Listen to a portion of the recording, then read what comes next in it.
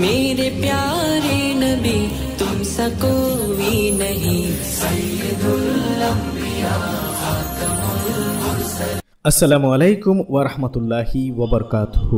হযরত মুহাম্মদ মুস্তাফা সাল্লাল্লাহু আলাইহি ওয়াসাল্লামের জীবনী পাঠের ধারাবাহিক পর্বে আজকের ৮তম পর্বে আপনাদেরকে আবারও স্বাগত জানাচ্ছি। বিগত ৭ম পর্বে আমরা তৎকালীন রাসূল সাল্লাল্লাহু আলাইহি ওয়াসাল্লামের জন্মের পূর্বের সময়ে ইহুদি জাতির অবস্থা, ইহুদি জাতির পাশবিকতা এবং ইহুদিদের উপর মহান আল্লাহ তাআলার গজবের ব্যাপারে বিস্তারিত একটি সুদীর্ঘ আলোচনা করেছি। আজকের এই পর্বে আমরা আলোচনা করব এরপরে তৎকালীন সময়ে খ্রিস্টান জাতির অবস্থা এবং খ্রিস্ট ধর্মের ইতিকথা সম্পর্কে সংক্ষেপে। তো প্রথমেই আমরা খ্রিস্টান জাতির অবস্থা সম্পর্কে আলোচনা করতে যাচ্ছি। অবশ্যই মনে রাখা দরকার, আমরা যে ঘটনা প্রবাহ আলোচনা করছি তা সবগুলোই আমাদের প্রিয় নবী হযরত মুহাম্মদ সাল্লাল্লাহু আলাইহি ওয়াসাল্লামের জন্মের পূর্বেকার শত বছর সময়ের ইতিকথা। খ্রিস্টীয় ধর্ম বলতে হযরত ঈসা আলাইহিস সালাম কর্তৃক আনিত ধর্ম নয়, বরং ঈসা আলাইহিস সালামের ধর্ম বলে যাকে মনে করা হয় তাই। বর্তমান খ্রিস্টবাদের শিক্ষা যে হযরত ঈসা আলাইহিস সালাম দেননি সে সম্পর্কে অকাট্য প্রমাণ উপস্থিত রয়েছে। প্রকৃতপক্ষে হযরত ঈসা আলাইহিস সালাম মানব জাতির কাছে সেই ইসলামী উপস্থাপন করেছিলেন যা তার পূর্বের সমস্ত নবী এবং রাসূলগণ করেছিলেন, এবং তারপরে বিশ্বনবী সাল্লাল্লাহু আলাইহি ওয়াসাল্লামও পুনরায় মানব জাতির কাছে উপস্থাপন করেছিলেন। বর্তমানে খ্রিস্ট ধর্ম হিসেবে যা উপস্থিত রয়েছে বা পৃথিবীতে বিদ্যমান রয়েছে তা হযরত ঈসা আলাইহিস সালামের প্রচারিত খোদাই জীবন ব্যবস্থা নয়, বরং হযরত ঈসা আলাইহিস সালামের নামে তৎকালীন সময়ের যাজক ও পাদ্রীদের মন গড়া মতবাদ, এবং এই মতবাদ ছিল তাদের সম্পূর্ণ নিজস্ব দুনিয়াবী স্বার্থে। ৬ষ্ঠ শতাব্দীতে খ্রিস্টান জাতির অবস্থা মোটেও উন্নত ছিল না, অত্যন্ত শোচনীয় ছিল তাদের অবস্থান। হযরত ঈসা আলাইহিস সালামের শিক্ষা ও আদর্শ পাদ্রীদের হাতে এমন ভাবে বিকৃত হয়ে পড়েছিল যে স্বয়ং ঈসা আলাইহিস সালামও যদি হঠাৎ করে বর্তমান পৃথিবীতে আসেন তবে তিনি খ্রিস্ট ধর্ম দেখে অবাক হয়ে যাবেন, কারণ তিনি দেখতে পাবেন যে খ্রিস্ট ধর্মে যে আদর্শ বর্তমানে বিদ্যমান রয়েছে তার ছিটে ফোটাও সেই আদর্শ নয় যা তিনি প্রচার করেছিলেন পৃথিবীতে। তৎকালীন সময়ে হযরত ঈসার তাওহীদবাদী আদর্শকে তৎকালীন ধর্মীয় নেতৃবৃন্দ ত্রিতত্ত্ববাদে পরিণত করেছিল। যে ঈসা আলাইহিস সালাম পৃথিবীতে এসেছিলেন মূর্তি ধ্বংস করার জন্য, খ্রিস্টানরা সেই ঈসারই মূর্তি বানিয়ে তারই পূজা শুরু করেছে। সেই সাথে হযরত ঈসা আলাইহিস সালামের সম্মানিত মাতা মরিয়ম আলাইহিস সালাম তথা মা মেরিরও এক ঈশ্বরের 1/3 রূপে সর্বত্র পূজা করতে লাগলো তৎকালীন সময়ের খ্রিস্টানরা। শুধু কি তাই, সেন্ট পল ও সেন্ট পিটারের মূর্তি বানিয়েও পূজা করেছিল। গোটা জীবন ধরে যে যতই পাপ করুক না কেন, ত্রাণকর্তা যিশুকে একবার পূজা করলে সমস্ত পাপ ধুয়ে মুছে যাবে, এই বিশ্বাস সমস্ত খ্রিস্টানদের মন ও মগজে প্রতিষ্ঠিত করে দেওয়া হলো। এজন্য যদি আমরা বর্তমান পৃথিবীর দিকে একটু তাকিয়ে দেখি, বর্তমান খ্রিস্টান জাতির অবস্থার দিকে একটু তাকিয়ে দেখি, আমরা দেখতে পাই যে পৃথিবীতে যত অপকর্ম, নৃশংসতা এবং দখলদারিত্ব, পাশবিকতা সহ যত অন্যায় এবং জুলুম বর্তমানে বিদ্যমান রয়েছে এবং খ্রিস্টান জাতি এসব কিছু নেতৃত্ব দিচ্ছে, তার কারণ কিন্তু তাদের ধর্মীয় শিক্ষা। কারণ তাদের ধর্মেই বলা হয়েছে যে যে যতই পাপ করুক না কেন, যদি শুধুমাত্র একবার যীশু খ্রিস্টের পূজা করা হয়, আরাধনা করা হয়, তাহলে তার সমস্ত পাপ ধুয়ে মুছে চলে যাবে। ঠিক এই বিশ্বাসের উপর ভিত্তি করে পৃথিবীতে যত অপকর্ম রয়েছে তার সমস্ত কিন্তু ইহুদি এবং খ্রিস্টানদের, বিশেষ করে বর্তমান সময়ে খ্রিস্টানদের হাত ধরে এসেছে। তার মধ্যে অশ্লীলতা, বেহায়াপনা, বেবিচার, পুঁজিবাদ, সমাজতন্ত্র এবং সুদী কারবারের মতো সমস্ত বিষয়গুলো অন্তর্ভুক্ত। বর্তমান অবস্থার দিকে তাকালে কি আমরা সেটাই দেখতে পাই না? হ্যাঁ, সেটাই দেখতে পাই। কারণ বর্তমান পৃথিবীতে বিরাজমান সমস্ত খ্রিস্টানদের মন এবং মগজে এটাই সেট করা আছে যে যে যতই পাপ করুক, সেটা যত বড় পাপই হোক না কেন, যদি একবার যীশু খ্রিস্টের পূজা করা হয় তাহলে তার সমস্ত পাপ ক্ষমা হয়ে যাবে। আর ঠিক এই অন্ধ এবং মিথ্যা বিশ্বাসের উপর ভিত্তি করে আজকের খ্রিস্টান জাতি পৃথিবীতে যত অনাচারের মূলে নেতৃত্ব দিয়ে যাচ্ছে। এবার আমরা জানবো খ্রিস্ট ধর্মের ইতিকথা সম্পর্কে। রাসূল সাল্লাল্লাহু আলাইহি ওয়াসাল্লামের পূর্বের সময়ের গ্রন্থ ইনজিল বা বর্তমানে যেটা বাইবেল, তা প্রধানত 4টি গ্রন্থের সমষ্টি, এবং সেগুলো হলো লুক, মার্ক, মথি ও যোহন।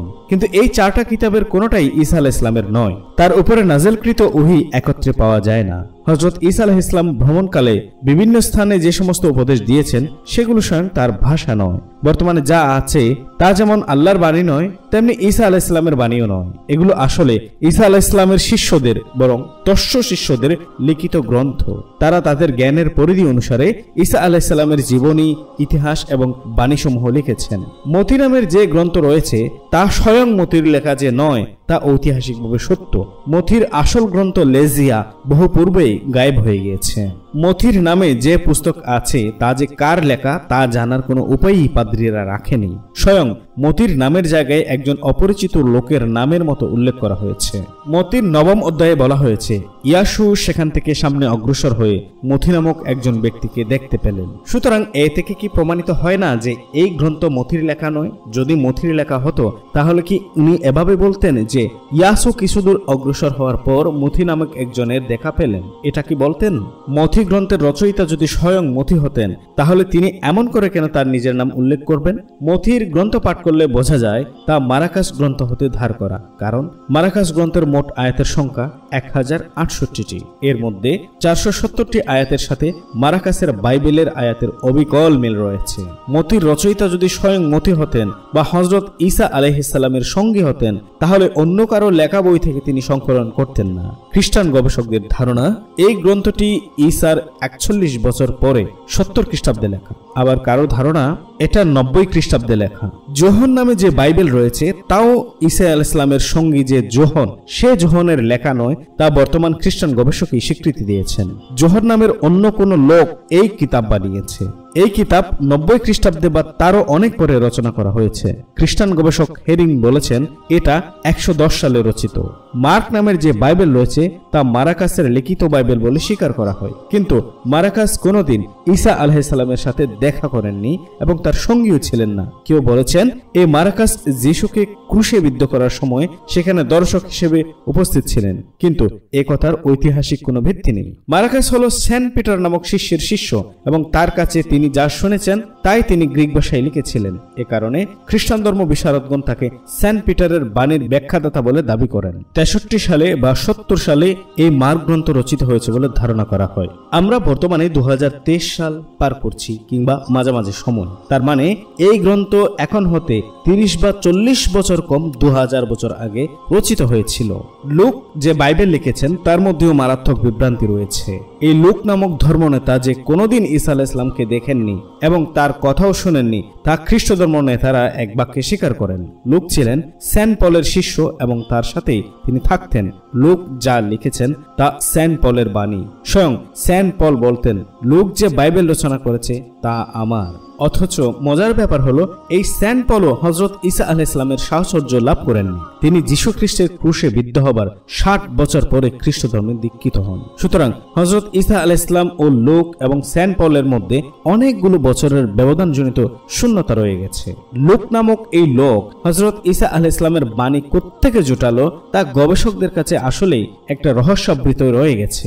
তারপরে লুকের বাইবেল ইতিহাসের কোন সময়ে রচিত হয়েছে তা এখনো পর্যন্ত নির্ণয় করা যায়নি। কেউ বলেছেন লুক রচিত হয়েছে 57 সালে, আবার কেউ বলেছেন 74 সালে। খ্রিস্টান গবেষক পোমার, ম্যাকগিফটিং ও হেরিং এর মতো বিখ্যাত ব্যক্তিগণ বলেছেন 80 সালের পূর্ব পর্যন্ত লুক বাইবেল রচিত হয়নি। অতএব বর্তমান বাইবেলের যে 4টি খণ্ড লুক, মার্ক, মতি ও যোহনের কোনোটাই হযরত ঈসা আলাইহিস সালাম পর্যন্ত পৌঁছেনি। সুতরাং এখনো পর্যন্ত সুস্পষ্টভাবে জানার কোনো উপায় নেই যে হযরত ঈসা আলাইহিস সালাম কি বলেছিলেন এবং কি বলেননি। এই 4খানা গ্রন্থের বর্ণনার মধ্যে আকাশ পাতাল পার্থক্য বিরাজমান। ঈসা আলাইহিস সালামের নীতি এবং আদর্শের যা প্রধান ভিত্তি, সেই পর্বতোপরি উপদেশগুলো মথি, মার্কাস ও লোক 3 জন 3 ভাবে পরস্পর বিরোধী পদ্ধতিতে বর্ণনা করেছেন। প্রতিটি গ্রন্থেই লেখকের নিজস্ব ধ্যান ধারণা ও মনোভাব সুস্পষ্ট অভিব্যক্ত হয়েছে।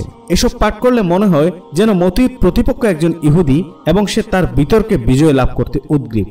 মারাকাসের প্রতিপক্ষ যেন একজন রোমক এবং তাকে তিনি ইসরায়েলি ইতিবৃত্ত শোনাতে চান, আর লোক যেন সেন্ট পলের উকিল এবং অন্যান্য শিষ্যদের বিরুদ্ধে তার দাবি সমর্থন করতে চান। আর যোহন পাঠ করলে মনে হবে যেন খ্রিস্টীয় প্রথম শতকের শেষের দিকে খ্রিস্টানদের মধ্যে ছড়িয়ে পড়া দার্শনিক সুফিবাদ তত্ত্বকথা দ্বারা পুরোটাই প্রভাবিত।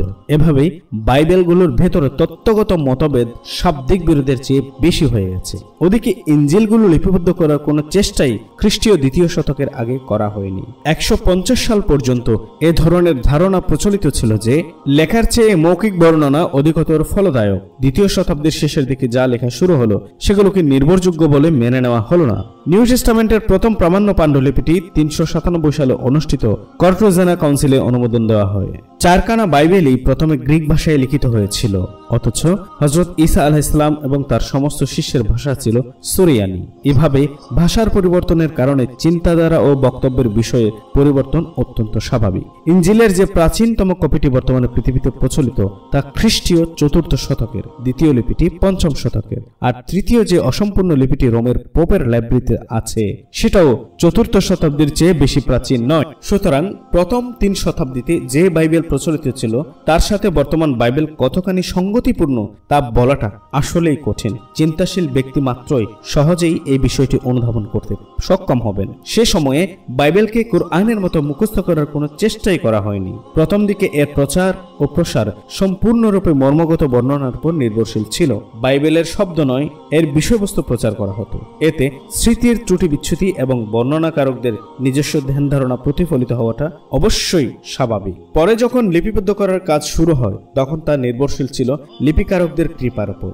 লিপিকরণের সময় যে জিনিস লিপিকারকদের চিন্তা চেতনা, আদর্শ ও বিশ্বাসের পরিপন্থী তা কাটছাট করে নিজের চিন্তা চেতনা ও আদর্শ বিশ্বাসকে অনুপ্রবিষ্ট করাটা অসম্ভবের আসলেই কিছু নয়। সুতরাং খ্রিস্টানদের কাছে তাদের ধর্মের অবস্থা তখন যেমন ছিল বর্তমানে তার চেয়ে উন্নত নয়, বরং অবনতি আশা করা যায়। বিশ্বনবী সাল্লাল্লাহু আলাইহি সাল্লামের আগমন সম্পর্কে হযরত ঈসা আলাইহিস সালাম তার জাতিকে যে সুসংবাদ শুনিয়েছিলেন এবং বিশ্বনবীর নাম পর্যন্ত প্রকাশ করেছিলেন এ সম্পর্কে পবিত্র কুরআনের সূরা আস-সাফ এ মহান আল্লাহ তাআলা বলেন, আর স্মরণ করো মরিয়ম পুত্র ঈসার সেই কথা যা সে বলেছিল, হে বনি ইসরায়েল, আমি তোমাদের প্রতি আল্লাহর পাঠানো রাসূল, আমি সত্যতা বিধানকারী সেই তাওরাতের যা আমার পূর্বে এসেছে, আর সুসংবাদদাতা এমন একজন রাসূলের যে আমার পরে আসবে, যার নাম হবে আহমদ। কিন্তু কার্যত সে যখন তাদের কাছে সুস্পষ্ট নিদর্শনাদি নিয়ে উপস্থিত হলো তখন তারা বলল, এটা তো সুস্পষ্ট প্রতারণা মাত্র। সূরা আস-সাফ আয়াত নম্বর 6। আচ্ছা, এবার এই আয়াতটিতে মহান আল্লাহ তাআলার বর্ণনাকৃত কথাগুলোকে যদি আমরা সাজাই তাহলে 3টি অর্থ পাই। এই 3টি অর্থই এখানে গ্রহণীয় এবং যথাযথ। একটি এই যে আয়াতে বর্ণনাকৃত হযরত ঈসা আলাইহিস সালামের দাবি মতে আমি কোনো নতুন এবং অভিনব ধরনের নবী নই, আমি সেই দিন নিয়ে এসেছি যা হযরত মূসা আলাইহিস সালাম নিয়ে এসেছিলেন। আমি তাওরাত প্রত্যাখ্যানকারী হয়েও আসিনি, বরং তাওরাতের সত্যতা ঘোষণা করার জন্য আগমন করেছি। আল্লাহর রাসূলগণ চিরকাল স্বীয় পূর্ববর্তী নবী রাসূলগণের সত্যতা প্রমাণ ও প্রকাশ করে থাকেন, এটাই চিরন্তন নিয়ম। অতএব আমার রিসালাত সম্পর্কে কোনো রূপ সংশয় বা দ্বিধাবোধ করবে তার কোনো কারণ নেই। এটা হচ্ছে আয়াতটির মূল প্রথম সারমর্মটি। এবার আয়াতটির দ্বিতীয় অর্থ হয় যে তাওরাতে আমার আগমন সম্পর্কে যে ভবিষ্যৎবাণী করা হয়েছে এরই বাস্তব রূপ হিসেবে আমি ঈসা আলাইহিস সালাম তোমাদের সামনে উপস্থিত হয়েছি। সুতরাং তোমাদের তো আমার বিরোধিতা করা উচিত নয়, বরং আমাকে তোমাদের সংবর্ধনা জানানো উচিত। এজন্য উচিত যে অতীতকালের নবী রাসূলগণ আমার যে আগমন সংবাদ দিয়েছিলেন তা সত্য প্রমাণিত হয়েছে, আমি ঈসা আলাইহিস সালাম এসে গেছি। এটা হচ্ছে বাক্যটির মূল দ্বিতীয় বক্তব্য। এই আয়াতটির পরবর্তী বাক্যসমূহের সাথে মিলিয়ে পড়লে তৃতীয় একটি অর্থ নির্গত হয়, আর তা এই যে আল্লাহ রাসূল আহমদ সাল্লাল্লাহু আলাইহি ওয়াসাল্লামের আগমন সম্পর্কে তাওরাতের দেয়া সুসংবাদের সত্যতা ও যথার্থতা ঘোষণা করছি এবং আমি নিজেও আমার নিজের আগমনের সুসংবাদ শোনাচ্ছি। এই তৃতীয় অর্থের দৃষ্টিতে হযরত ঈসার এই কথাটির ইঙ্গিত সেই সুসংবাদের দিকে যা মূসা আলাইহিস সালাম নিজ জাতির জনগণকে সম্বোধন করে ভাষণদান প্রসঙ্গে দিয়েছিলেন এবং মূসা আলাইহিস সালাম তার জাতিদেরকে তিনি বলেছিলেন, তোমার ঈশ্বর সদাপ্রভু তোমার মধ্য হইতে তোমার প্রার্থীগণের মধ্য হইতে এবং তোমার জন্য আমার সদৃশ্য এক ভাববাদী উৎপন্ন করিবেন, তাহার কথাই তোমরা কর্ণপাত করিবে। কেননা হোরেবে সমাজের দিবসে তুমি আপন ঈশ্বর সদাপ্রভুর কাছে এই প্রার্থনা করিয়েছিলে, যথা আমি যেন আপন ঈশ্বর সদাপ্রভুর রব্য পুনর্বাণ শুনিতে এবং এই মহাগ্নি আর দেখিতে না পাই, পাছে আমি মারা পড়ি। তখন সদাপ্রভু আমাকে কহিলেন, ওহারা ভালোই রহিয়াছে, আমি ওহাদের জন্য ওহাদের ভ্রাতৃগণের মধ্য হইতে তোমার সাদৃশ্য এক ভাববাদী উৎপন্ন করিব এবং তাহার মুখে আমার বাক্য দিব, এবং আমি তাহাকে যাহা যাহা আজ্ঞা করিব তাহা তিনি ওনাদিগকে বলিবেন, আর আমার নামে তিনি আমার যে সকল বাক্য বলিবেন তাহাতে যে কর্ণপাত না করিবে আমি তার কাছ থেকে তাহার পরিশোধ লইব। সবগুলো কথা বিবর্তিত হয়েছে ধর্মপুস্তক দ্বিতীয় বিবরণ অধ্যায় 18 শ্লোক 15 হতে 19। এটা তাওরাতের সুস্পষ্ট ভবিষ্যৎবাণী এবং এই ভবিষ্যৎবাণী হযরত মুহাম্মদ সাল্লাল্লাহু আলাইহি ওয়াসাল্লাম ব্যতীত অন্য কারো জন্য প্রযোজ্য হয় না। এতে হযরত মূসা আলাইহিস সালাম নিজের জাতির জনগণকে আল্লাহর এই বাণী শুনিয়েছেন যে আমি তোমার জন্য তোমাদের ভাইদের মধ্য হতে একজন নবী বানাবো। একথা সবার কাছে স্পষ্ট যে কোন জাতির ভাইকতার অর্থ সেই জাতিরই কোনো গোত্র বা বংশ পরিবার বোঝানো হয়নি, বরং এর অপর অর্থ এমন কোন জাতি যার সাথে তার নিকটবর্তী বংশীয় সম্পর্ক রয়েছে। সুতরাং বনি ইসরায়েলের কোন নবী আগমন সম্পর্কে যদি এই সুসংবাদ থাকতো তাহলে বলা হতো আমি তোমাদের জন্য স্বয়ং তোমাদের মধ্য হতে একজন নবী প্রতিষ্ঠিত করিব, কিন্তু এখানে তা বলা হয়নি। বলা হয়েছে উহাদের জন্য উহাদের ভাতৃগণের মধ্য হইতে, অর্থাৎ ভবিষ্যতে যারা আসবে। কাজেই বনি ইসরায়েলীদের ভাই বনি ইসরায়েলি হতে পারে হযরত ইব্রাহিম আলাইহিস সালামের বংশধর হওয়ার কারণে এদের সাথে তাদের বংশীয় সম্পর্ক বিদ্যমান। উপরন্তু এই ভবিষ্যৎবাণী বনি ইসরায়েলের অপর কোন নবী সম্পর্কে প্রযোজ্য হতে পারে না। এ কারণেও হযরত মূসার পর বনি ইসরায়েলের বংশে একজন দুজন নয়, বহু সংখ্যক নবী এসেছেন। বাইবেলে তাদের ভুরি ভুরি